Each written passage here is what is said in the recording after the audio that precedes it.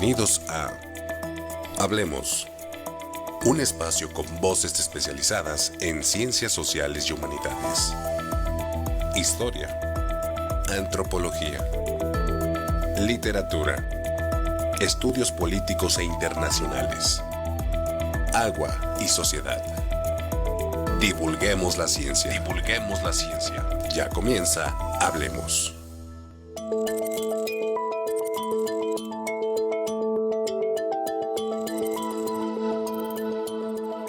Hoy vamos a hablar de crisis hídrica y territorios indígenas.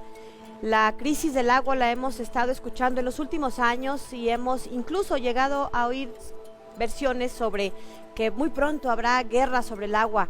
Estamos padeciendo una aguda sequía y pareciera que los problemas del agua se están agravando de manera constante en zonas urbanas, en zonas rurales, pero también tenemos que voltear la mirada hacia las circunstancias, condiciones, contextos que se están viviendo en los territorios indígenas en materia de agua. Hoy hemos invitado a 3 expertos para que hablemos precisamente de este tema. Los invitamos para ver esta cápsula. Bienvenidos, bienvenidas. Comenzamos. Desde hace décadas se ha repetido el discurso de que el agua se va a acabar, que está contaminada e incluso que estamos cada vez más cerca de enfrentar guerras por el agua.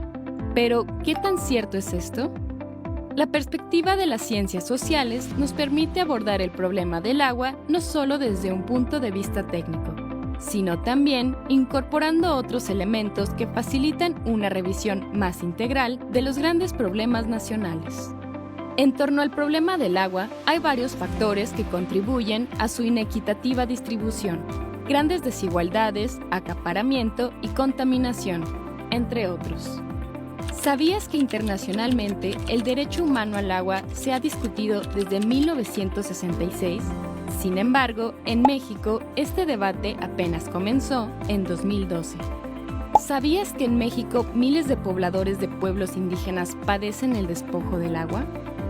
Estos y otros temas son investigados por la doctora Briseida López y el doctor Francisco López Bárcenas, del programa de Agua y Sociedad del Colsan. Puedes consultar sus proyectos de investigación en la página del Colegio de San Luis, www.colsan.edu.mx.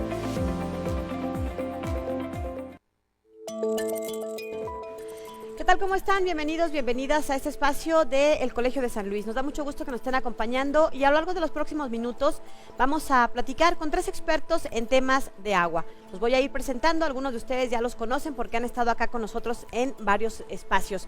Está con nosotros la doctora Briseida López, ella es doctora en Ciencias Ambientales y bueno, pues tiene como proyecto evaluación y monitoreo de la calidad del agua en pueblos indígenas y comunidades vulnerables. Doctora, gracias por acompañarnos, bienvenida. Muchas gracias, Lidia, por la invitación, un gusto estar aquí como siempre.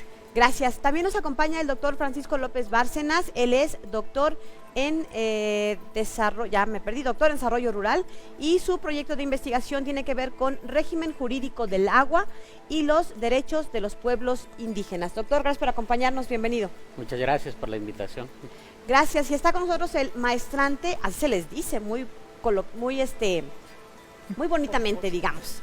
Está con nosotros José Fernando Cruz Maldonado y él es estudiante de la maestría en gestión sustentable del agua, pero además yo diría que es un protagonista de primera fila de un caso que se ha convertido en un caso de éxito, un caso emblemático de la disputa de un pueblo indígena por ganar derechos de agua. Así que bueno, pues él nos va a contar la historia que a él mismo le ha tocado protagonizar y nos da mucho gusto que esté con nosotros. Muchas gracias por estar aquí, bienvenido. Gracias por la invitación. Bueno, pues vamos empezando en materia. Cuéntenos un poco, decíamos en el antecedente, un poco ahí en la cápsula, al inicio del programa, que hemos escuchado durante muchos años que pues se acercan las guerras por el agua, que las disputas, que se está agravando, que si hay sequía, o que si se acercan lluvias torrenciales que están inundando, por ejemplo, Chetumal, o tienen alerta Nuevo León y Tamaulipas. Pero cuéntenos, ¿cuál dirían ustedes que es la situación que prevalece en términos generales en materia de agua en la República Mexicana? Empecemos, doctor Francisco López Bárcenas. Muchas gracias. Bueno, me gustaría comenzar diciendo que lo que vemos como crisis del agua solamente es una partecita de una crisis mundial mucho más grande, que tiene que ver con el calentamiento global, que tiene que ver con la contaminación, que tiene que ver con la desigualdad, con las migraciones, que tiene que ver con las guerras. Yo no comparto esa idea de que ya estamos por que haya guerras del agua. Ya hay guerras del agua. Ese es el asunto, que ya hay guerras del agua.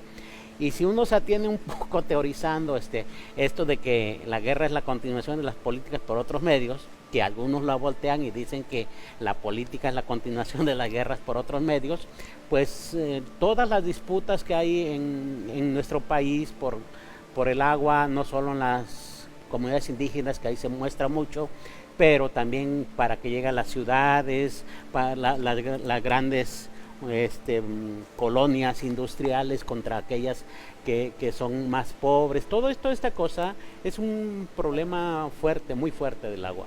Yo creo que ese es en principio, creo que es lo que colocaría pues el problema del agua en un contexto más amplio. En segundo lugar, hablando ya específicamente del agua, bueno, tenemos grandes problemas en México, los estamos viendo muy palpablemente actualmente, nos están haciendo falta agua en las ciudades, agua en las colonias, pero curiosamente en esos mismos lugares, en las industrias, por ejemplo, no hace falta, ¿no? O en las colonias ricas, donde vive gente con un poder adquisitivo fuerte, no hace falta. Entonces lo que vemos también es una desigualdad, ¿no? Una injusticia hídrica ahí. Tenemos problemas más grandes todavía, como por ejemplo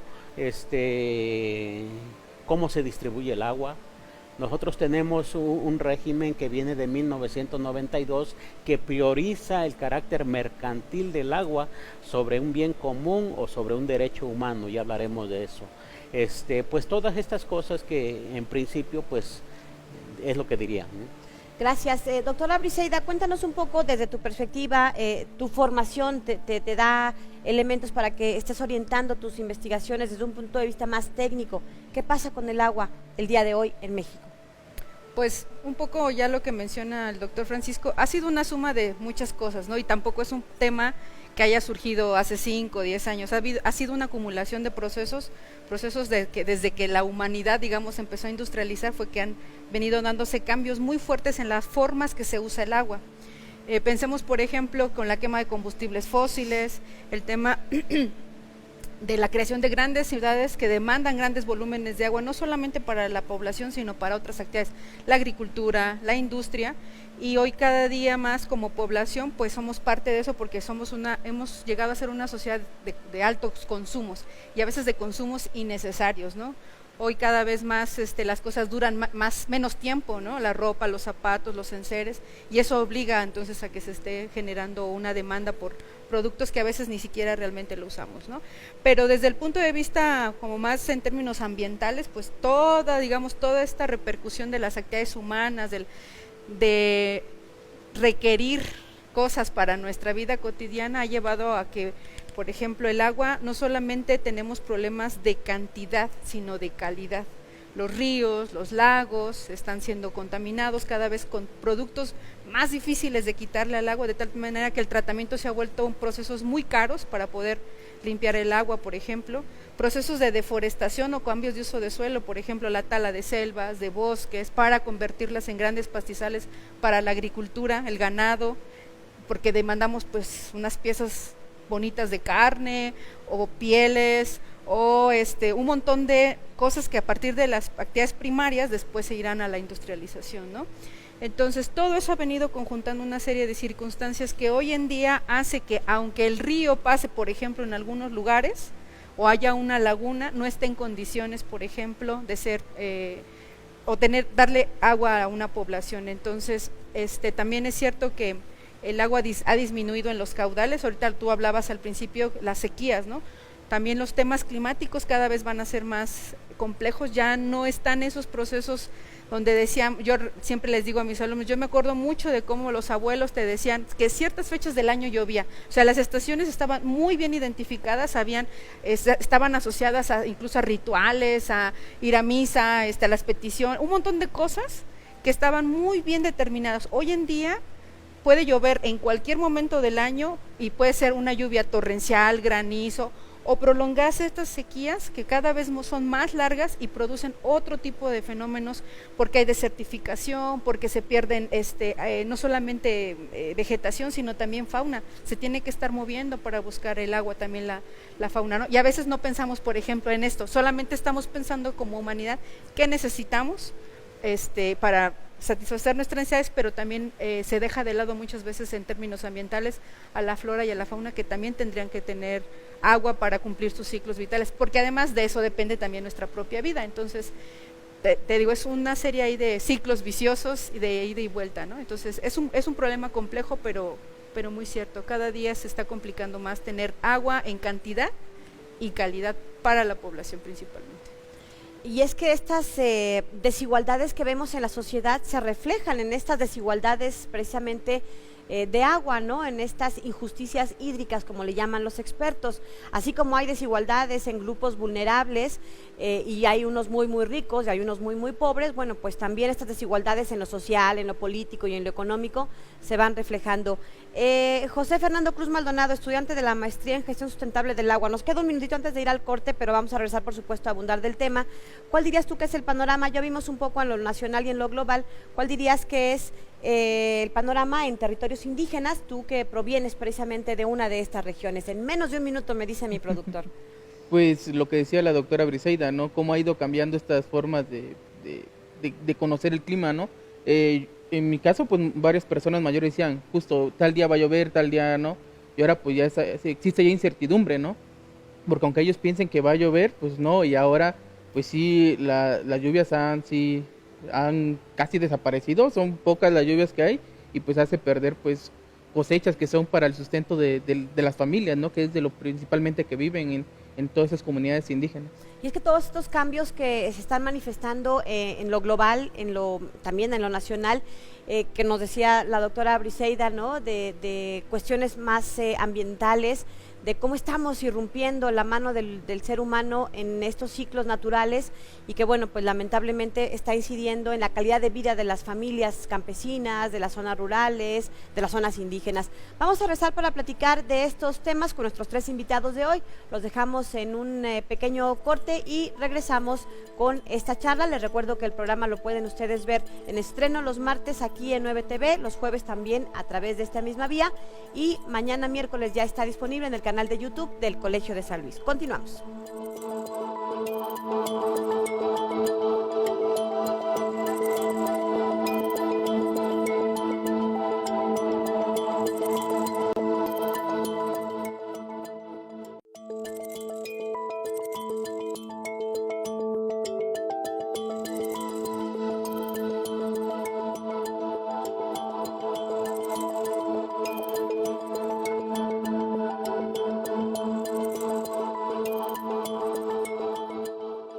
Bien, estamos de regreso, estamos platicando con 3 expertos en temas de agua y sociedad. Están con nosotros la doctora Briseida López, el doctor Francisco López Bárcenas y un estudiante de maestría, José Fernando Cruz Maldonado.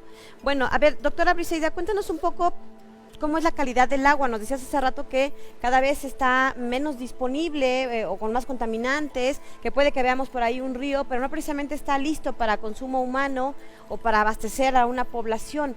¿Qué está pasando?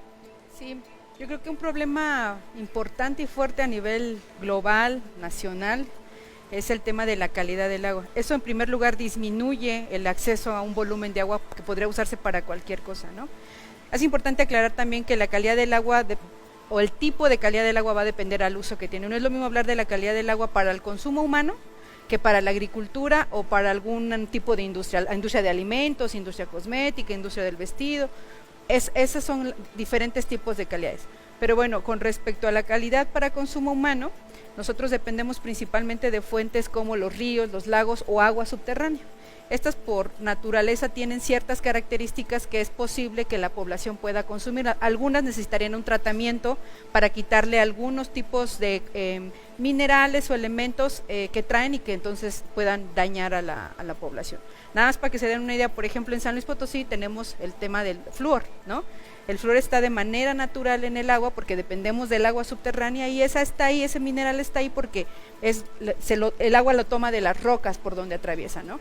Entonces, por ejemplo, un tratamiento o un sistema de proceso químico podría, por ejemplo, quitarle o remover ese o tipo disminuir la cantidad de flúor para poder que lo podamos consumir y no nos dañe la salud. Entonces, eso es más o menos. Pero en general, yo creo que varios de tus televidentes han podido escuchar cómo, por ejemplo, los ríos, los lagos, los mares, incluso a veces que en ocasiones de temporadas vacacionales hasta se ponen banderas rojas en las playas, ¿no? Porque cuando de repente hay alguna descarga de aguas residuales de los hoteles, ensucian las playas y no puedes porque pueden dañar tu salud, por ejemplo, ¿no? Pero en el caso, por ejemplo, de los ríos, prácticamente los ríos más grandes del país que antes abastecían a la población, que dieron, digamos, vida a grandes ciudades en el sur del país, por ejemplo, que son los ríos más grandes, esos ríos ya no están en condiciones para ser usados de manera directa. Tendrían que pasar por un proceso de tratamiento, pero también lo que se conoce en los últimos años es que ha empezado a haber otro tipo de contaminantes que son difíciles de remover, por ejemplo, como medicamentos, ¿no? Como microplásticos, ¿no? Ese tipo de contaminantes son cada vez más abundantes hoy en la actualidad en ese tipo de cuerpos de agua. Generalmente cuando tú tomas un medicamento, pues orinas y ese medicamento, los residuos se van a los drenajes. O si de repente se nos ocurre vaciar lo que quedó en el botecito, o todo aquello que en nuestra casa decimos, al fin que el agua se lo va a llevar el drenaje, y va para el drenaje, ¿no? Eso va finalmente a los ríos, a los lagos, a los mares. También el tema de que en las calles, en los negocios, por ejemplo, los talleres mecánicos tendrían que tener cierto tipo de instalaciones para atrapar grasas y aceites, o en las empresas o la industria alimenticia también tendría que tener cierto tipo de mecanismos para retener, imagínate por ejemplo en los mataderos del ganado, los rastros por ejemplo, ¿no? Sangre, grasa, vísceras, todo eso tendría. Muchas veces eso no se cumple y eso ha hecho que los ríos estén como estén. Grandes corredores industriales del país no cumplen con las normas oficiales mexicanas, que sí tienen restricciones para que las aguas que hayan sido usadas en las casas, las aguas urbanas, las industrias tienen también que cumplir cierta norma para poder descargar sus aguas a cuerpos como los ríos o los lagos. Y a veces eso es lo que no se cumple, o muchas veces es lo que no se cumple, por eso es que están hoy en día los ríos como están. Y pues bueno, ese es digamos el panorama en términos generales que se tiene. Claro que nuestros expertos tienen como mucho más información a detalle, pero que ahorita no nos cabría todo en el programa, por eso si ustedes quieren más información pueden visitar la página del Colegio de San Luis, ahí hay ciertos espacios pues para que ustedes puedan consultar parte de la producción académica, científica que están generando constantemente los investigadores del colegio y particularmente nuestros invitados. Doctor López Bárcenas, cuéntenos un poco cuál es el contexto legal. Ya nos decía que la doctora Briseida que hay norma oficial mexicana, pero también sabemos que a veces vamos un poquito rezagados en materia de legislación comparado con lo que hay en el mundo. Hace rato en la cápsula inicial decía nuestra compañera Jackie Fierro que hay desde 1966 una discusión en torno a cierto tema y aquí le entramos como muchas décadas después, en el 2012, en torno a este derecho humano al agua, que ahorita vamos a entrar a la definición. En términos generales, ¿cuál diría usted que es el contexto en el marco legal en materia de agua? Sí, bueno, comenzaría diciendo que tenemos una ley de 1992 y vale la pena decir que 1992 es como en México cuando se instaura ya prácticamente esto que le llamamos neoliberalismo. ¿Qué es el neoliberalismo en términos de aguas? Pues meter al agua al mercado. Hasta antes de 1992 el agua era un bien común, no podía venderse, no podía rentarse, no podía darse en garantía. Y con las reformas que se hicieron en 1992, pues todo eso ya se puede hacer. Eso lo que provocó fue que se abriera un mercado enorme de aguas en México que prácticamente podía acceder a ella quien pudiera pagar. En México también, por disposición de nuestra Constitución en 1917, el agua es propiedad de la nación, no es propiedad ni del predio ni del que tiene la construcción, nada, es propiedad de la nación, y la manera en que tenemos los particulares de usarla es a través de concesiones. Bueno, con ese mercado que se disparó con la ley de 1992, al día de hoy se habla de 500,000 en números redondos. Hay quien dice 512,000, 514,000 concesiones en México, un número brutal. O sea, hay 500,000 dueños. 500,000 dueños ciertos... del agua, ¿no? Y dentro de estos podemos encontrar dueños pequeñitos, hasta dueños que ni saben cuánta cantidad de agua tienen. Me refiero, por ejemplo, a las refresqueras, a las cerveceras, a los agroindustriales, a los automotrices, a los de la industria minera. Realmente no saben cuánta agua tienen, de veras, porque tienen tanta. ¿Y cómo le hacen para tenerla? Bueno, ya lo decía la doctora Briseida, el agua puede estar en la superficie o puede estar en el subsuelo, y entonces se calcula más o menos qué agua ya tienen concesionada y esa ya no se toca, y eso va haciendo que la desigualdad hídrica aumente, ¿no? Eso es por un lado. Por otro lado, pues sí tenemos otras normas ambientales como la de contaminación, tenemos otro tipo de normas como lo de la calidad. ¿Quién hace respetar las leyes en México? No hay una autoridad que las haga respetar. La autoridad que tenemos en materia de agua, la Comisión Nacional del Agua, pues es para que administre el agua. Entonces, si yo veo que alguien está contaminando el agua, o que la está desperdiciando, o que está usando más de las que creo que tiene que, ¿qué hago? ¿No existe la Profepa, por ejemplo, para eso? A eso la iba. Procuraduría Federal de Medio Ambiente, ¿no? A eso iba. Puedo ir a la Profepa. Es como lo más natural, lo que conocemos. ¿Qué hace la Profepa? Es una procuraduría. No es un organismo que dicte sentencias que pueda ir. La Semarnat también tiene un área. ¿Qué hace la Semarnat? Igual, hace lo mismo. No tenemos un órgano realmente que obligue a que estas normas se cumplan. Tenemos una administración muy laxa en ese aspecto. Tenemos otros problemas. ¿Cuántos inspectores tenemos en el país para que cumplan esto? Hasta donde se nos llegan a 50. En todo el país. No me diga eso, en todo el país para vigilar. No nos alcanzarían ni para cubrir una colonia de San Luis Potosí. Ni la zona industrial, mucho menos, ya ni hablemos. Pero eso es lo que tenemos. ¿Por qué? Pues yo creo que es premeditado. O sea, hay estudios, hay muchísimos estudios que nos hablan de estos problemas, y bueno, un gobierno responsable ya hubiera atendido eso, pero la verdad es que no tenemos. Entonces, en términos generales, yo diría, tenemos una legislación muy laxa y tenemos una institucionalidad muy precaria para atender esto, y obviamente pues se hace un mercadeo. Que debo decir una cosa que también es muy importante.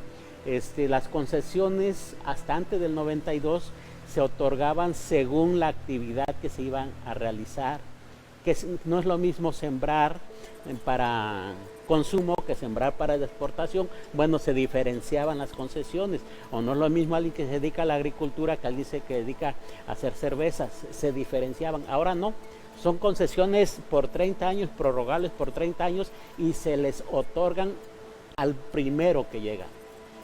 Y así tenemos, debo decirlo, hay bancos que tienen concesiones. Bancomer tiene muchas concesiones. ¿Qué hace un banco con concesiones? Pues las concesiones se pueden rentar, se pueden vender, se pueden dividir, se pueden alquilar, o se pueden tener ahí nada más. Total, mientras más concesiones acumule yo, pues tengo más poder para decidir en qué se va a usar el agua y el precio del agua también, ¿no? Bueno, vamos a ir platicando con nuestros invitados el día de hoy. Los invitamos para tener, los dejamos con esta cápsula que, bueno, pues tiene que ver precisamente con parte del trabajo que realizan investigadores en el Colegio de San Luis en torno a una agenda temática del agua. Continuamos.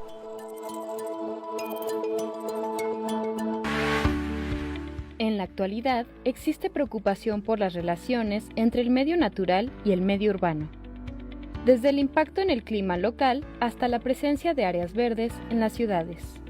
En San Luis Potosí, los desafíos en el suministro de agua para consumo humano han aumentado en los últimos meses debido al cambio climático, la expansión urbana y escasez de lluvia. La falta de conciencia sobre la necesidad de reusar y ahorrar agua, entre otros factores, contribuye a esta problemática. En el estado hay 19 acuíferos, de los cuales lamentablemente 11 presentan sobreexplotación, comprometiendo su capacidad de abastecimiento.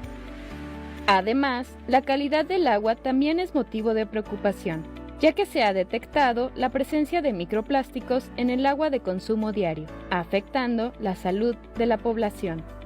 Ante este problema, investigadores del Colegio de San Luis, encabezados por el doctor Jorge Morán y la doctora Briseida López, trabajan en un proyecto de agenda multisectorial con el objetivo de unir esfuerzos entre los distintos sectores del Estado para proponer y ejecutar estrategias que aborden de manera conjunta la situación del agua. El agua afecta a todos, por lo que se necesita que todos tomemos medidas.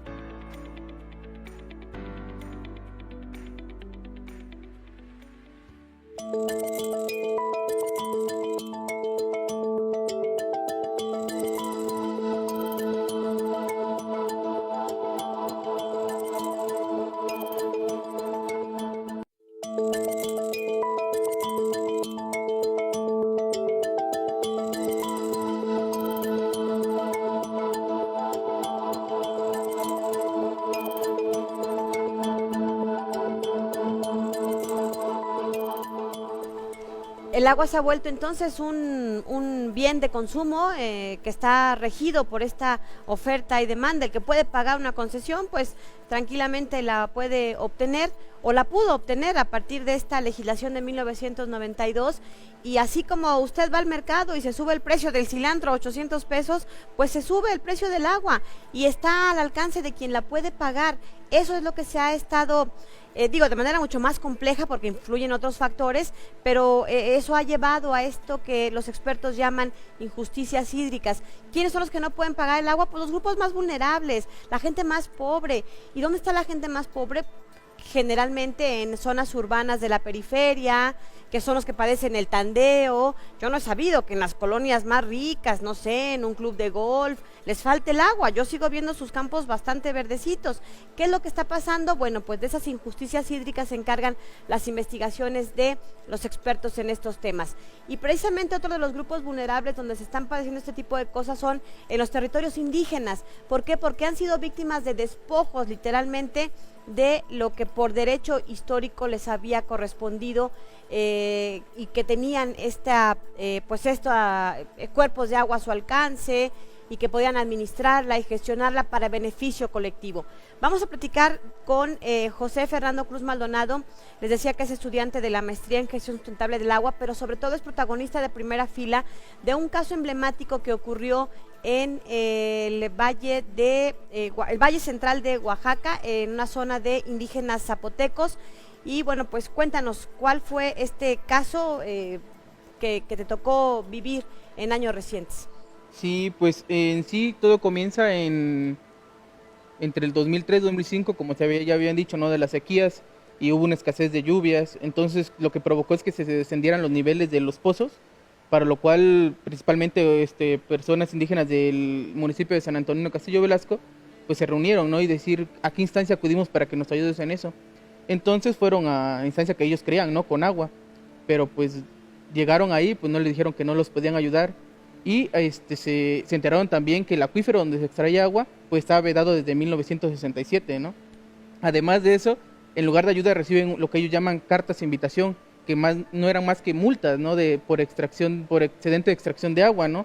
Que no solo le llegó a los pobladores de ese municipio, también a las demás comunidades vecinas, en donde decía que pues extraían más agua, porque con agua, al no tener un medidor volumétrico en los pozos, pues se basaba en el consumo de energía eléctrica.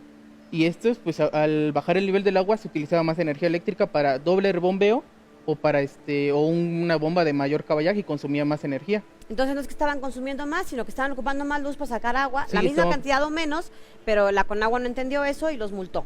Sí, los multó. Entonces, para eso, lo primero que ellos quisieron hacer es cómo resolvemos el problema que se está bajando los niveles del agua. Lo que, pues, a lo que ellos dicen, pues, lo primero que se anunció es, pues, meter agua, ¿no? Y como los pozos que se habían secado, pues, los utilizaron para que cuando hubiera lluvias, toda esa agua corriera y se metiera a los pozos. Vieron que era muy benéfico porque los pozos alrededor de esos pozos, que ellos llamaron de absorción, el agua empezó a subir. Siguieron haciendo más obras. O sea, hicieron obras para captar la lluvia para captar lluvia. y con eso reabastecer los pozos que se habían quedado secos. Sí. Y empezaron a hacer más obras de diferente profundidad, primero con recursos propios, después con recursos de los ayuntamientos, pero a la par también tuvieron asesoramiento de organizaciones no gubernamentales. Pues está el caso que pues es más emblemático de Floricanto, ¿no? Que los ayudó pues legalmente para que en 2017 ellos pidieran a la Conagua que se derogara ese decreto del 1917 para que ellos pudieran extraer el agua, ¿no? En 2009 esto es de manera negativa, lo resuelven de manera negativa.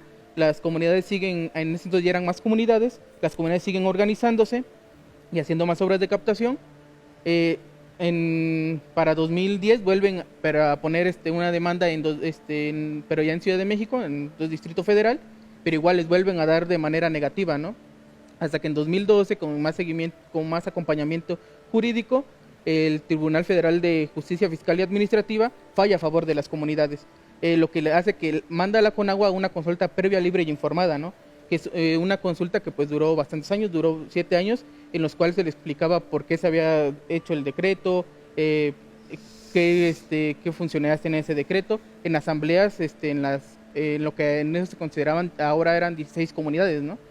Se volvieron muchas asambleas, retroalimentación, para que el 12 de octubre del 2019 se firmara el acta de acuerdos, como le llaman los compañeros, ¿no? En donde se establecía pues que se reconocía que las comunidades habían recargado parte de su acuífero y que buscaban un instrumento, que en este caso sería una zona reglamentada, para que no tuviera la veda. Pasado esto, fueron 2 años de estar mejorando el documento para que el 24 de noviembre de 2021 se publicara en el Diario Oficial de la Federación el decreto por el cual se estableció una zona reglamentada en el acuífero 2025 de Valles Centrales, en el cual pues reconocía el uso, el aprovechamiento, la recarga de los acuíferos que hacían las comunidades, pero también se le tenía que otorgar una concesión comunitaria indígena que era única en su tipo, que era para el siguiente año. En el siguiente año pues las comunidades no recibían respuesta. Su manera de protestar fue tomando las instalaciones del organismo de Cuenca de Pacífico Sur, que se encuentra en la ciudad de Oaxaca, lo que resultó que se les diera la respuesta y que se le entregaran las concesiones el 5 de agosto del 2022 en la comunidad zapoteca de Santana Cegache. Pues se entregaron una concesión comunitaria indígena a cada comunidad, en este caso 16, en la cual pues es única en su tipo, ¿no? Donde reconoce que las comunidades pueden llevar la administración de esta agua. Pero también en ese mismo espacio se instauró para hacer un convenio de coordinación que se trabajara tanto con comunidades como con agua. Durante unos meses estuvo los representantes de las comunidades con agua, estuvo mejorando ese documento para que el 20 de diciembre del 2022 se firmara ese convenio de coordinación entre todas las comunidades actores en la comunidad de Maguey Largo, en donde se establecían qué relaciones va a tener tanto con agua como las comunidades, pero siempre resolviendo a favor de las comunidades, ¿no? Desde esa fecha se ha venido haciendo eso, siempre hay reuniones mensuales de la coordinadora, que no mencioné su nombre, que es la Coordinadora de Pueblos Indígenas por el Cuidado y Defensa del Agua, COPUDA. Sigan haciendo reuniones hasta extraordinarias, y hay nuevos proyectos que vienen mejorando, o alguna problemática que resulte, se resuelve a nivel de los 16 comunidades, bueno, 17, hace 2 años se incorporó una más, que aunque no tiene concesión, sigue los mismos pasos de recarga con las obras de captación y sigue apoyando al movimiento. Híjole, el compañero nos ha sintetizado en más o menos 4 minutos una lucha de casi 20 años. Comenzó en 2005, concluyó hace algunos meses, y esta lucha de casi 20 años ha sumado el esfuerzo no solo de la sociedad de los pueblos indígenas que empezaron a reclamar su derecho, sino de autoridades, hay que decirlo, que al principio no se veía muy bien ahí su papel, pero bueno, es una lucha, digamos, colectiva de los pueblos indígenas, de organizaciones de la sociedad civil, de autoridades, y que ha llevado a que este caso se convierta en emblemático, porque es la primera concesión comunitaria indígena que se ha logrado. Pero bueno, pues muchísimas gracias por exponernos este caso. Y yo les preguntaría, doctor Bárcenas, usted también es originario de un pueblo indígena, precisamente de Oaxaca. Cuéntenos cuál es la situación, porque es parte de las investigaciones que ha llevado a cabo, de los pueblos indígenas. Sabemos que han sido víctimas de despojo, lo mismo en el sureste mexicano, pero también los pueblos yaqui en el norte. ¿Cuál es la situación en términos generales? Sí, me gustaría retomar lo que decía José, porque creo que además de ser el caso emblemático del que dices, sí muestra la situación de los pueblos. Por ejemplo, los pueblos indígenas, se les llama indígenas porque son originarios, son antes del Estado. Aunque la percepción que hay en el imaginario social es que porque son pobrecitos y porque no, son indígenas por ser antes de que se formara el Estado. Eso los convierte a ellos en titulares de derechos que el resto de la población mexicana no tenemos. ¿Qué derechos son esos? Pues básicamente la autonomía, el territorio, en este caso el agua, ¿no? Y puede haber más, pero para explicar esto creo que con eso es suficiente. En México, aproximadamente el 28 millones de hectáreas del territorio nacional la ocupan pueblos indígenas. ¿Qué porcentaje es eso? ¿Una Más tercera o menos parte, el 50? 15%, más o menos el 15%. Y en ese territorio se capta más o menos porque no hay cifras oficiales, ¿no? El 23% del agua que se consume en México, ¿no? Es muy sintomático porque a los pueblos se les ha ido aislando y se les ha ido arrinconando cada vez a lugares donde se supone que ya no había nada, pero resulta que con este modelo extractivo del que hablaba al principio, de que se ha convertido la naturaleza en mercancía, resulta que ahí está la riqueza ahora, ¿no? Y entonces sucede una cosa curiosa, los pueblos captan agua, hay mapas incluso de cómo donde están los pueblos se capta agua y ahí está la biodiversidad también, pues obviamente porque hay agua y entonces tenemos una riqueza natural fortísima ahí, pero los pueblos no la aprovechan. ¿Por qué? Por una razón simple, el Estado mexicano no los reconoce como titulares de derechos, los trata como a ciudadanos de segunda. Y entonces, lo que muestra, creo, el caso de Copuda que menciona José, es que sí se puede ser titular de derechos, ¿no? ¿Qué podría pasar si fueran titulares de derechos? Un ejemplo que a mí se me viene mucho a la cabeza y creo que puede ser bastante ilustrativo a nivel de país. Los tarahumaras están en la Sierra Tarahumara de Chihuahua, los rarámuri en realidad se llaman, y ahí se capta muchísima agua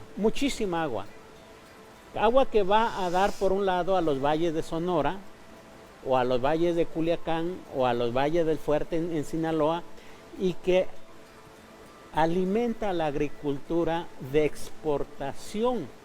Tomateros riquísimos. Tomateros, todas las legumbres, pero van al país, no van a alimentar al país.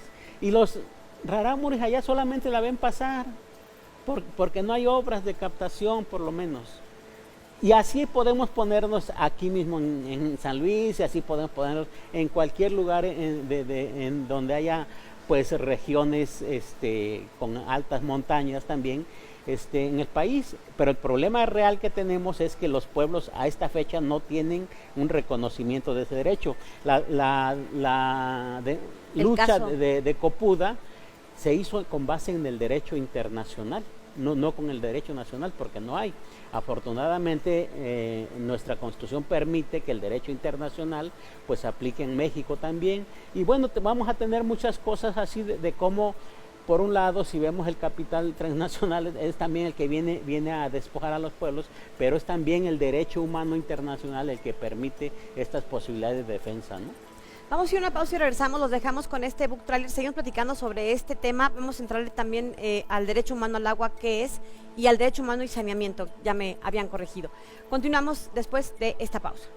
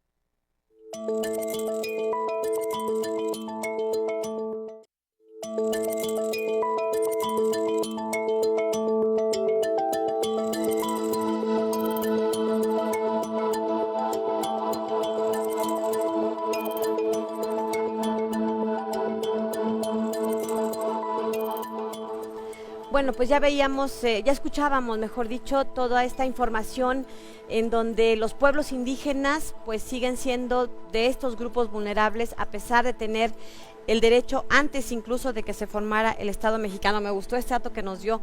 Creo que sí, no tenemos como claridad en torno a este concepto. Bueno, estamos platicando con 3 investigadores, bueno, 2 investigadores y un estudiante del Colegio de San Luis en torno a temas de agua y sociedad.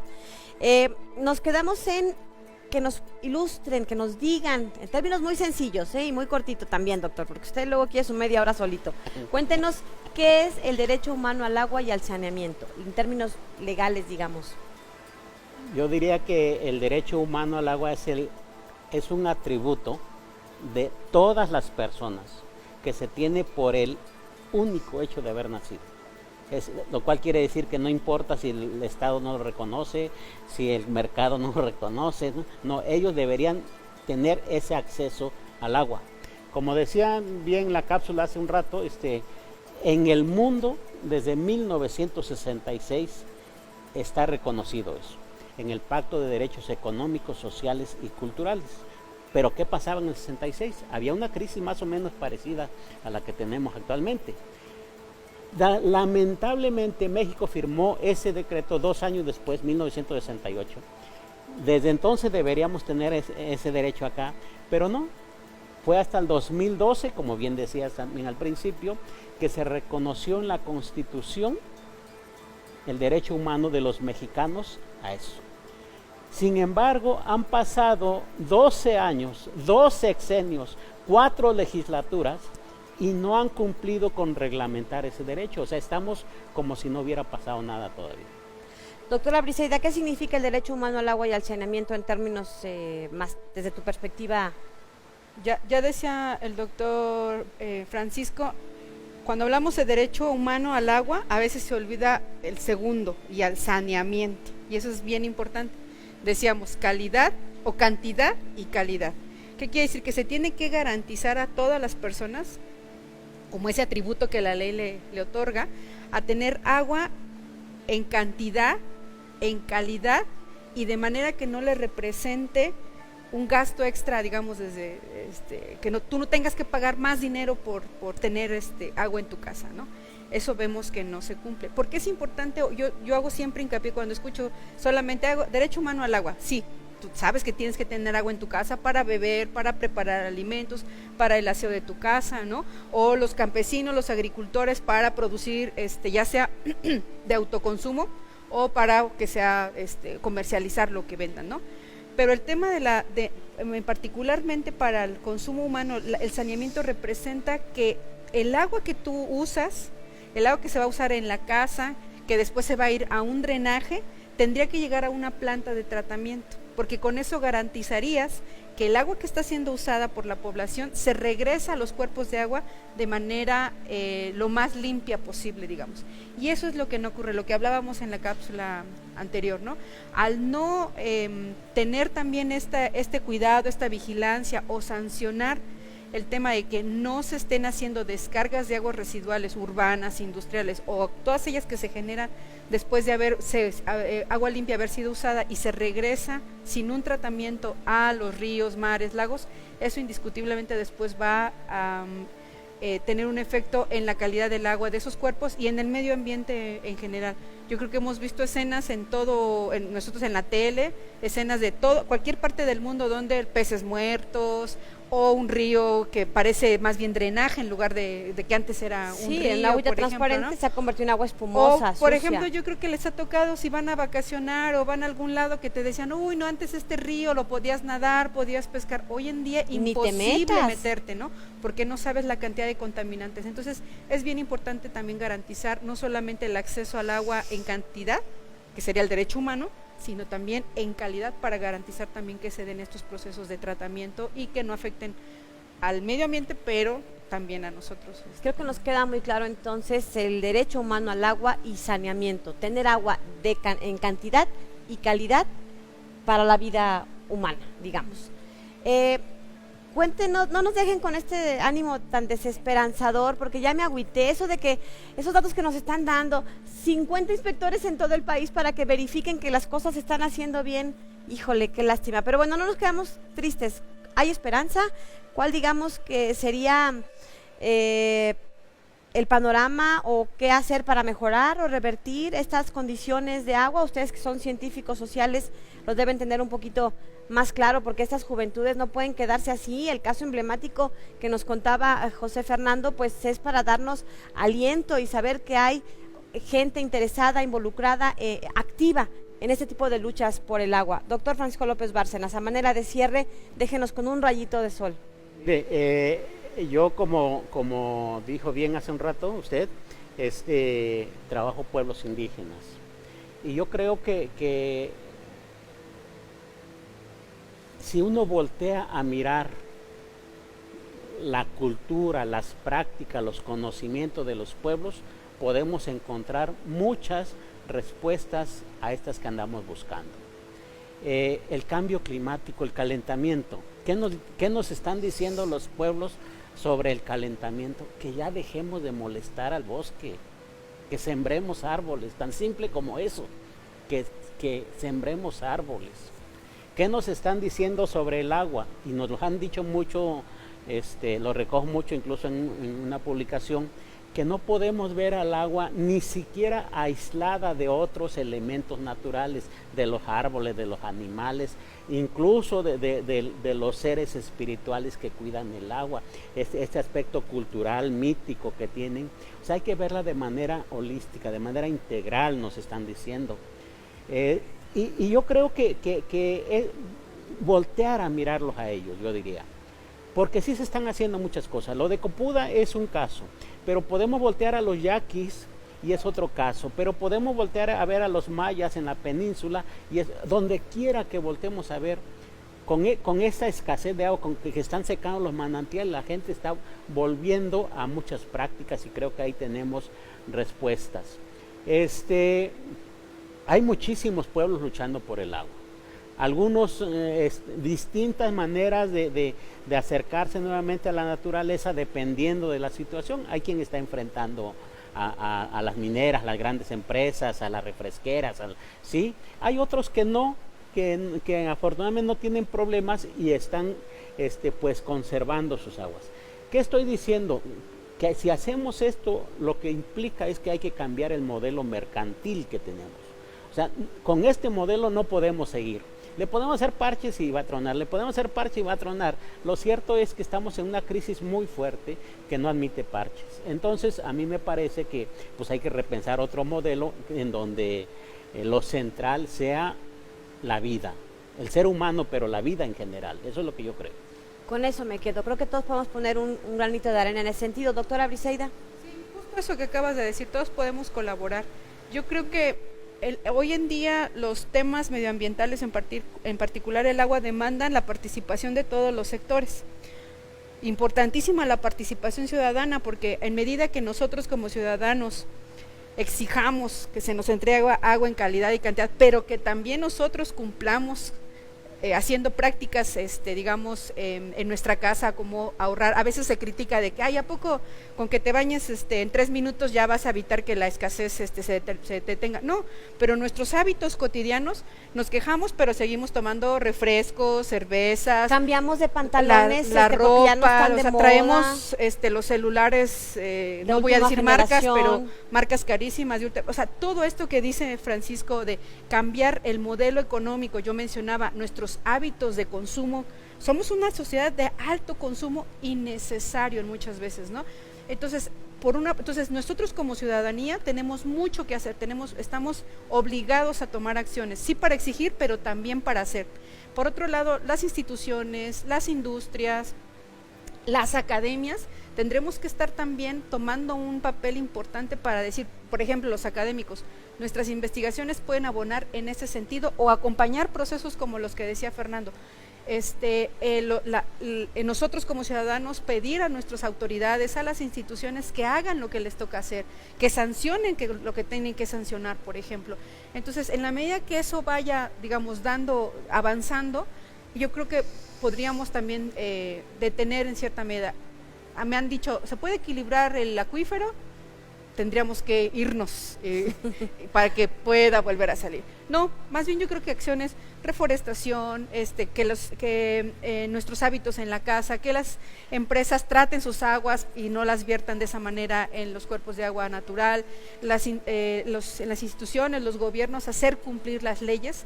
También a veces se piden más leyes, pero leyes hay suficientes, lo que no hay son sanciones ejemplares para aquellos que hacen eso. Entonces, para que yo se creo cumplan que esas eso leyes. es lo que tendríamos que empezar a hacer. Un último dato que nos pudiera regalar, doctora Briseida, de un ejemplo de huella hídrica. La huella hídrica es, en términos muy sencillitos, explicado por mí, no por la experta, es como todo el agua que se usa para producir cierta cosa. Por ejemplo, para producir una hamburguesa hay ciertos litros de agua que se usan, un pantalón de mezclilla, una blusa. Danos un ejemplo para que la gente tenga justamente conciencia. La definición, digamos, de huella hídrica es todo aquello volumen de agua que se ocupa para bienes y servicios. Ya desde ahí, ¿no? Un ejemplo. Por ejemplo, tu ropa. O sea, para producir una blusa, una camisa, necesitas o se calcula el agua que se requiere desde que el algodón, por ejemplo, si fuera una playera de algodón, desde que es planta, su crecimiento hasta su procesamiento. 5 segundos. ¿Cuánto? Entonces, ¿Cuánta agua? 2.700 litros, por 2.700 ejemplo, litros de agua y por eso una si no blusa. estuviera teñida o tanta cosa que le ponen a veces a la ropa, por ejemplo. 2.700 litros de agua para producir una blusa es un ejemplo de huella hídrica. Por eso la insistencia de nuestros expertos de cambiar nuestros hábitos de consumo, porque así como estamos acelerados rápido, es que ya no se usa este pantalón, ya no está de moda estos tenis, ya quiero cambiar el celular aunque todavía sirva. Bueno, eso todo va afectando en asuntos de agua, por ejemplo. Bueno, a los tres muchísimas gracias, ya se nos acabó el tiempo. Fernando, gracias por habernos acompañado. Sí, de nada. Doctor Francisco López Bárcenas, doctora Briseida López, y a ustedes gracias por habernos acompañado el día de hoy y los invitamos para que sigan este espacio del Colegio de San Luis. Soy Lidia Huache, los dejo con la Agenda Colsan. Gracias, hasta la próxima.